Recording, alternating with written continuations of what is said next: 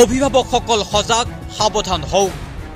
এইবাৰ এজন ছাত্ৰৰ আক্ৰমণত অধ্যক্ষৰ মৃত্যু এনে ঘটনা হয়তো পূৰ্বে আপুনি কেতিয়াও শুনা নাছিল আপোনাৰ সন্তানৰ কামকাজৰ ওপৰতো আপুনি নজৰ ৰাখক কিয়নো এইখন অসমতে সংঘটিত হৈছে বুকু কঁপি যোৱা এটা ভয়ংকৰ ঘটনা মাত্ৰ একাদশ শ্ৰেণীত অধ্যয়নৰত 15 বছৰীয়া ছাত্ৰই চুৰিৰে আক্ৰমণ কৰে অধ্যক্ষক শ্ৰেণী কোঠাৰ পৰা ওলাই যাবলৈ কোৱাটোৱেই ভুল হল অধ্যক্ষৰ ছাত্ৰৰ আক্ৰমণত মৃত্যু সাবটিছে এজন অধ্যক্ষই আৰু তাৰ পাছতেই প্ৰশ্ন উঠিছে কোন দিশে নতুন প্ৰজন্ম একাংশ ছাত্ৰ ছাত্ৰীৰ আচলতে হৈছে কি ইয়াৰ বাবে জগৰীয়া কোন যেটো সময়ত হয়তো আপুনি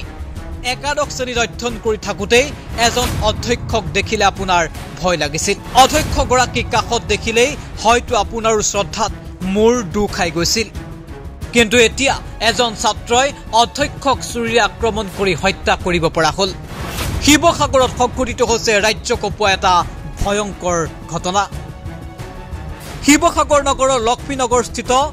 সাই বিকাশ একাডেমীখনত সংঘটিত হৈছে ভয়ংকৰ ঘটনা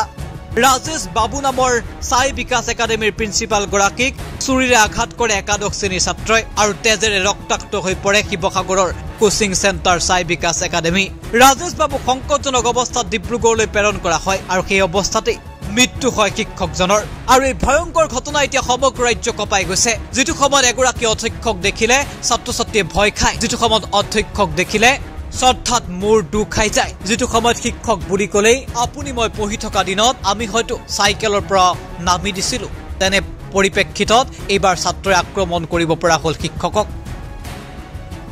বয়স মাত্ৰ 15 বছৰ আৰু এই 15 বছৰ বয়সতেই ছাত্ৰই চুৰিৰে আঘাত কৰি হত্যা কৰিলে অধ্যক্ষক এই জঘন্যৰ বৰ্বৰ ঘটনাই সমগ্ৰ ৰাজ্য জোকাৰি গৈছে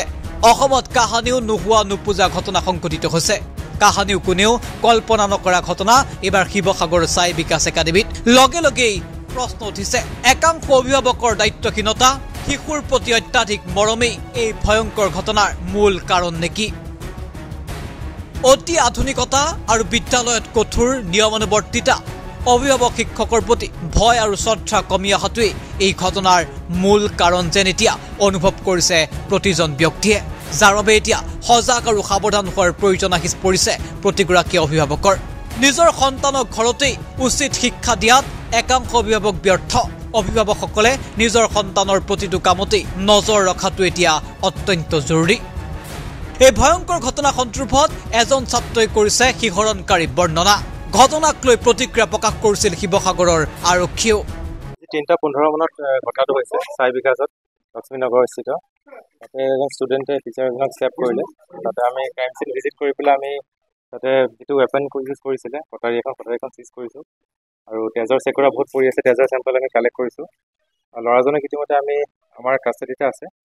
আৰু যিজন শিক্ষক আছিলে তেখেতে ইতিমধ্যে তেখেতে ঢুকাইছে বুলি আমি খবৰ পাইছোঁ আৰু CCTV আমি অবজাৰ্ভ কৰিছোঁ CCTVটো কিছু আমি হেৰি পাইছোঁ দৃশ্য কিছুমান পাইছোঁ সেইখিনি আমি পিছত চাইণ্টিফিকেলি আমি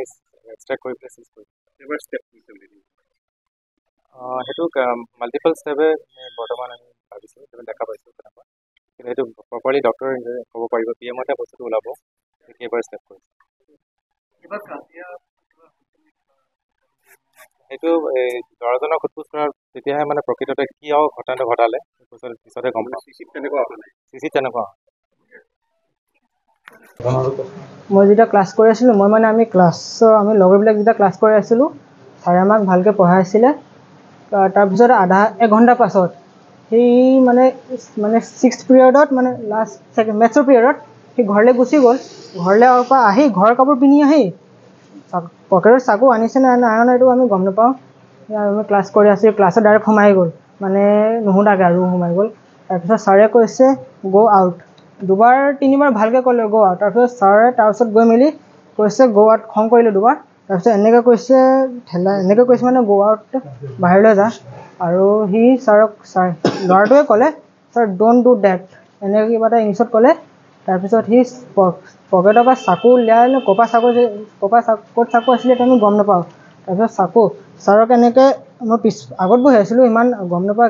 এনেকৈ মাৰিবলৈ লৈছিলে ইয়াত লাগিলে ইয়াত পৰা ইয়ালৈ লাগিলে তাৰপিছত ছাৰ পূৰা মুখৰ পৰা পূৰা তেজ ওলাই আছে। মুঠতে এতিয়া এই জঘন্য ঘটনাই জোকাৰি গ'ল সমগ্ৰ ৰাজ্য। নিউজ ডেস্ক, এনি টক্স।